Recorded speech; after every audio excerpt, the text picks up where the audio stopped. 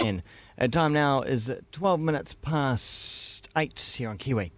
The Radio Wammo Breakfast. John Henderson's film review. Thanks to Rialto.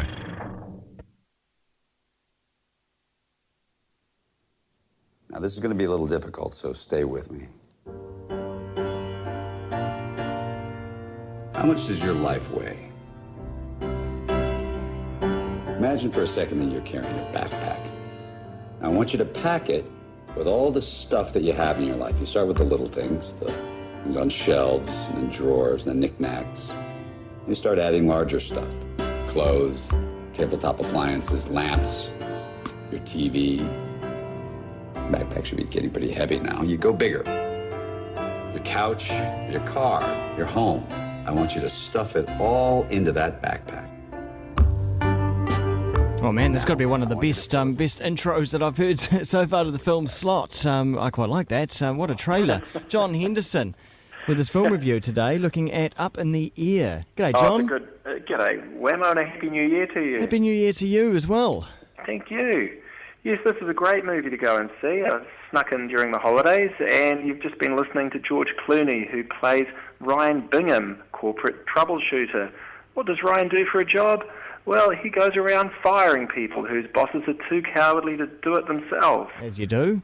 And what you've just heard is one of Ryan's pre-scripted and well-rehearsed speeches that he rolls out to his victims. It's an absolutely classic movie. He does this stuff without even batting an eyelid. People are crying, ranting, screaming. They're being made redundant. They're being fired. They're being downsized. And he just patters out these scripts. It's fantastic. He made me feel at ease. I felt okay. Yeah, well, right after you've filled your backpack or loaded your suitcase or whatever it is that Ryan was talking about, he then says, well, now just imagine that you're taking all that stuff away from here. Sorry, what do you mean? Because you're no longer going to be required. Oh. The question I had from the movie, the first one, right away, was, do such people as Ryan Bingham exist? And they probably do. The only way you'll ever know is if you're on the trigger end, the firing end, and you're receiving the bad news or such forth. So, well, this is a very timely movie, isn't it? Because, I mean, a lot of this would have been going on over the past year and a half or so. Yeah, in America, and probably here to a lesser degree. So I think Kiwis are probably a little more ruthless and just do the firing themselves, or get in a loud brash Aussie from over the ditch. In fact, isn't this the job that our Prime Minister had at one point in his career? No doubt. They called him the Smiling Assassin. No, I think that's Fife the Knife from New Zealand, isn't it? All right. I get them muddled up. Probably. But look, this is a good movie. The thing about George Clooney's character, Ryan Bingham, and the reason it's called Up in the Air, is he is in such demand. He is travelling all over corporate America, and he literally spends the majority of his time up in the air. Ah, I see. Right. It's 5-star all the way, hotels, forget about your backstreet motel. He is very, very well resourced. His wallet is bulging with frequent flyer cards, platinum credit cards, all the bits and pieces, all the perks of his trade. And he really loves it. He thoroughly enjoys his job. He doesn't really connect with the people that he's firing, so he feels no real remorse or regret at what he's doing there. He just loves the fact that he gets to travel first class all the way, first class business, forget about coach. But ultimately, obviously, we're going to hear that his life is very hollow. There's obviously a tale here. He's actually having a great old time. He tends to just tap anything that he wants on the circuit. In fact, it reminded me a little bit of that movie that came out a few years ago with DiCaprio and Tom Hanks, Catch Me If You Can. Yeah, where, just because there's planes. Yeah, well, just because DiCaprio is basically flying all the time as well. Yeah. Okay, he was doing it illegally and impersonating a pilot, which he wasn't. But very similar in that whole glitzy sort of lifestyle, air hostesses, where are you going tonight? Oh, this is my room, here's my motel, hotel, that kind of thing. And Clooney, a.k.a. Ryan Bingham, just revels in it. He loves this stuff. Yes, I suppose you could say his life is fairly hollow when he's on the ground, which isn't very often. He's got a nasty-looking little sort of studio apartment in Omaha, which it sort of looks like a second-rate rendition of some of the better hotels that he's staying at. Right. But he's hardly ever there. Now, you'd be thinking, okay, well, where does this movie go? Do we just see Clooney firing people for the whole time and travelling around frequent flyer lounges? No, there's a lot more to it than this. Now, this movie has been put together by the people that gave us Juno, and there are some very feisty female characters that shake Clooney's world up. The first one is a fellow frequent flying traveller that he meets on the circuit, and they start trying to hook up whenever they happen to be in the same city.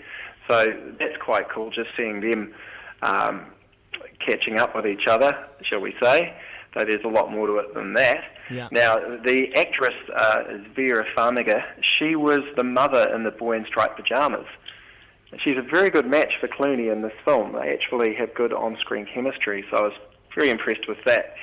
The funniest bit in the movie for me is Natalie, Anna Kendrick. She's a young up-and-coming who has come up with the idea of, no, we're not going to send Ryan out to fire people, we're going to do it by video link, so we'll be able to save money on all the travelling that he's doing. So, of course, Ryan's feeling very threatened by this, and he's going, no, but I think people need to be given the bad news face-to-face. Obviously, he's busy trying to ask cover this sweet number that he's got. Yeah. So, it's very good because she's going, no, this is the way of the future. We'll just do it by VC, and Ryan's boss is going, look, come on, Ryan, it's going to be great. You'll be back home. Surely that's a bonus. And Ryan's going, well, actually, yeah, that's a good thing. And inside he's thinking, no, it's the last place I want to be, in my 2-bit studio apartment in Omaha. Do you see this as a potential award winner? Because a lot of people are saying this is a fantastic performance from Clooney. Yeah, it really is.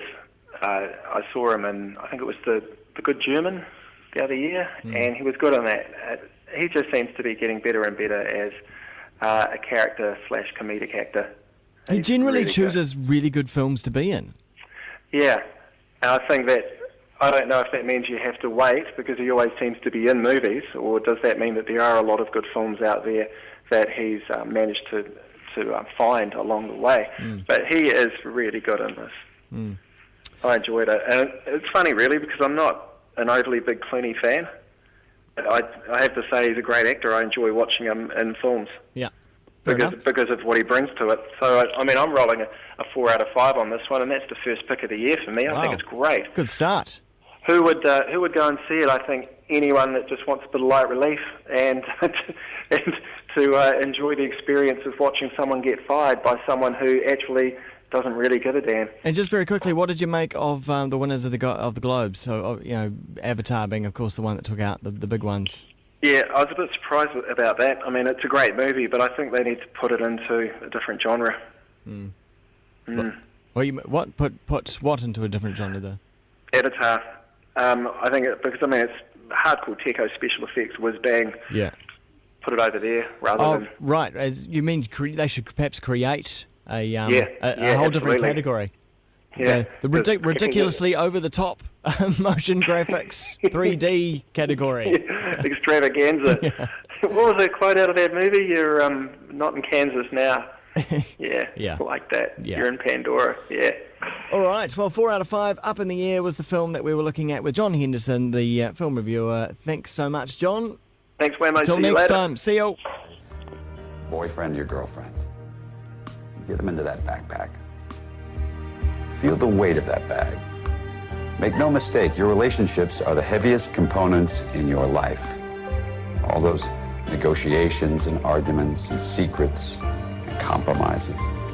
The slower we move, the faster we die. Make no mistake, moving is living. Some animals were meant to carry each other, to live symbiotically over a lifetime. Star-crossed lovers, monogamous swans. We are not swans. We're sharks.